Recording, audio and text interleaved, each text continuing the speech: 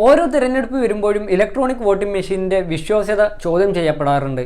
എന്താണ് ഈ electronic voting മെഷീന്റെ ചരിത്രം, ലോക ചരിത്രം എന്താണ്, മറ്റു രാജ്യങ്ങൾ ഉപയോഗിക്കുന്നുണ്ടോ തുടങ്ങിയ കാര്യങ്ങളാണ് ഇന്നത്തെ ഈ വീഡിയോയിലൂടെ നമ്മൾ പരിശോധിക്കാൻ പോകുന്നത്.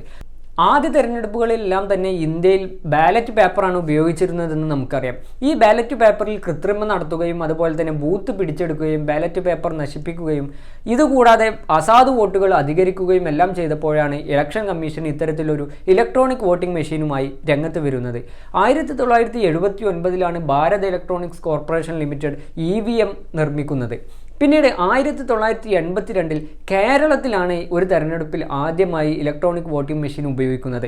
പറവൂർ നിയമസഭാ മണ്ഡലത്തിൽ നടന്ന തെരഞ്ഞെടുപ്പിൽ ഏതാനും ചില പോളിംഗ് ബൂത്തിലാണ് ഇത്തരത്തിൽ ഇലക്ട്രോണിക് വോട്ടിംഗ് മെഷീൻ ഉപയോഗിച്ച് വോട്ടിംഗ് നടത്തിയത്. 1999 ഗോവ നിയമസഭാ തെരഞ്ഞെടുപ്പിലാണ് പൂർണ്ണമായും ഇലക്ട്രോണിക് വോട്ടിംഗ് മെഷീൻ ഉപയോഗിച്ച് ഒരു തെരഞ്ഞെടുപ്പ് ഇലക്ഷൻ കമ്മീഷൻ നടത്തിയത്.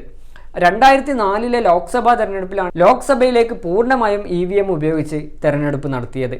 2010 കൂടിയാണ് EVMന്റെ വിശ്വാസ്യത ചോദ്യം ചെയ്യപ്പെട്ടു തുടങ്ങിയത്. 2011 ഒരു കോടതി വിധി പ്രകാരമാണ് VVPAT എന്നുള്ള ഒരു സിസ്റ്റം ആദ്യമായി ആരംഭിക്കുന്നത്. 2014 ലോക്സഭാ തെരഞ്ഞെടുപ്പിൽ ഏതാനും ചില പോളിംഗ് സ്റ്റേഷനുകളിൽ ഈ VVPAT പരീക്ഷണാടിസ്ഥാനത്തിൽ നടത്തുകയും ചെയ്തു.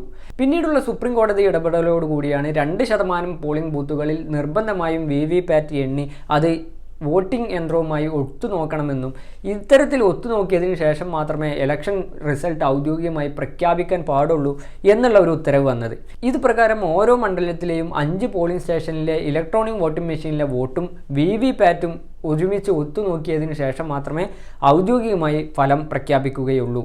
മാത്രമല്ല നേപ്പാൾ, ഭൂട്ടാൻ, നമീബിയ, കെനിയ തുടങ്ങിയ രാജ്യങ്ങളിലെല്ലാം തന്നെ തെരഞ്ഞെടുപ്പിന് വേണ്ടി ഉപയോഗിക്കുന്നത് ഇന്ത്യയിൽ നിന്നും എക്സ്പോർട്ട് ചെയ്യുന്ന EVM മെഷീൻ ഉപയോഗിച്ചാണ്. ഇതുകൂടാതെ ലോക രാജ്യങ്ങൾ ഇത് ഉപയോഗിക്കുന്നുണ്ടോ എന്ന് നമുക്ക് നോക്കാം. ജപ്പാൻ പോലെയുള്ള രാജ്യങ്ങൾ പോലും ഇന്നും ബാലറ്റ് പേപ്പറാണ് തെരഞ്ഞെടുപ്പിന് വേണ്ടി ഉപയോഗിക്കുന്നത്. എന്നാൽ അയർലൻഡ്, ഇറ്റലി, ഹോളണ്ട്, ജർമ്മനി തുടങ്ങിയ യൂറോപ്യൻ രാജ്യങ്ങൾ EVM പരീക്ഷണാടിസ്ഥാനത്തിൽ ഉപയോഗിച്ചിരുന്നെങ്കിലും വീണ്ടും ബാലറ്റ് പേപ്പറിലേക്ക് തന്നെ മടങ്ങിപ്പോയി.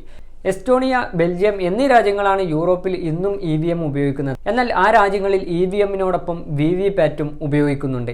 ഏറ്റവും ഒടുവിൽ സുപ്രീം കോടതി ആവശ്യപ്പെട്ടിട്ടുള്ളത് എല്ലാ പോളിംഗ് സ്റ്റേഷനിലെയും EVMും VVPATും ഒത്തുനോക്കണം എന്നുള്ളതാണ്.